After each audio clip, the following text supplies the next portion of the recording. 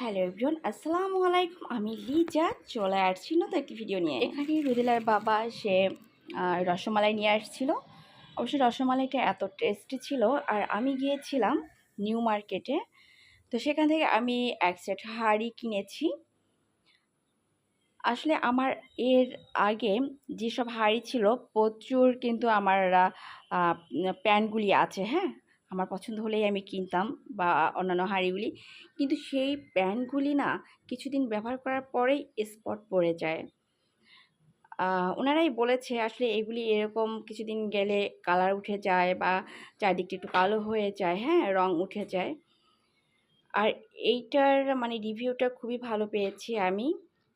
আমার আপুও ইউজ করে।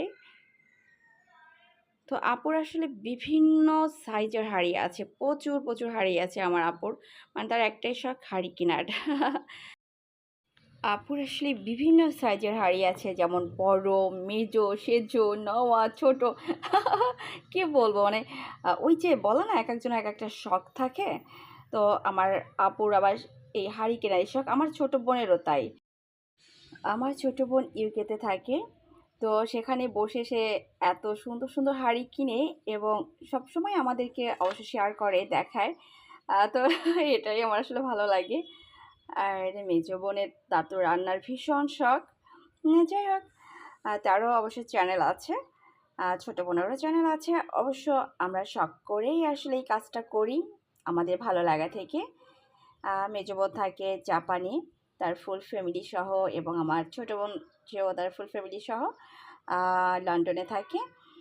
মাশাল্লাহ, যে যার মতো আলহামদুলিল্লাহ, আল্লাহ আমাদের সবাইকে খুবই ভালো রেখেছেন। আমি আমার হাঁড়িগুলি দেখছিলাম, আর এই হাঁড়ির ছবির মধ্যে না স্পুন আছে, কিন্তু সেই স্পুনগুলি দেয়নি ওরা। হয়তো বা এটাই নিয়ম, ওরা আলাদাভাবে সেল করে। আর এখানে গরুর গোশত রান্না করছিলাম আলু দিয়ে, যেহেতু নতুন হাঁড়ি তাই সেটাই উদ্বোধন করলাম।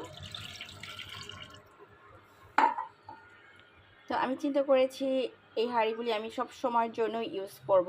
মানে এটার সাথে 4টার সেট ছিল, মানে 4টা হাঁড়ি ছিল আর কি। আর চিন্তা করেছি অন্যান্য যে হাঁড়িগুলি আছে তার ভিতর থেকে কিছু হাঁড়ি আমি আসলে কাউকে দিয়ে দেব, যেহেতু এত হাঁড়ি আসলে দরকার হয় না আমার ক্ষেত্রে। যেহেতু আমি আমার অন্যান্য 3 বোনের থেকে একটু রান্নাবান্না কমই করছি ইদানিং। যখন আমার নতুন নতুন বিয়ে হয়েছিল তখন রান্নার প্রতি মানে একটা অন্যরকম আকর্ষণ ছিল। অবশ্য আমি আমার হাজব্যান্ডের কাছেই রান্নাটা শিখেছি, আমার রান্নার হাতে খড়ি আমার হাজব্যান্ড। যাই হোক, তো সে যেহেতু স্টুডেন্ট লাইফে ম্যাচে ছিল, হ্যাঁ, ম্যাচ বলতে ওইরকম ওই যে বাসা ভাড়া করে কয়েকজন বন্ধুরা থাকে না, সেরকম আর কি। তো তখন খালার রান্না ওরকম কত আর খাওয়া যায়, খেতে খেতে বোরিং যখন হতো তখন তারা নিজেরাই রান্না করতো বন্ধুরা মিলে। তো সেখান থেকে তার রান্নাটা শেখা আর কি। আমার জন্য সুবিধা হয়ে গেছে। আমার হাজব্যান্ড কিন্তু মাঝে মাঝেই সে রান্না করে, রান্না করে আমাদেরকে খাওয়ায়।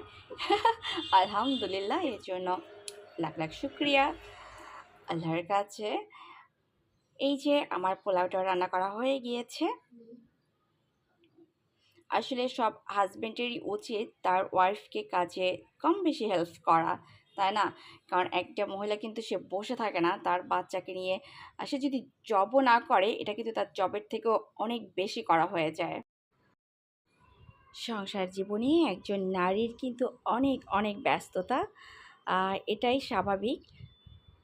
আর এই ছবিগুলি আমি এনেছিলাম নিউ মার্কেট থেকে, মানে ওয়ালমেটগুলি। এটা এত চমৎকার, এটা যত দূর থেকে দেখব ততই এটা আরও সৌন্দর্য বেড়ে যায়।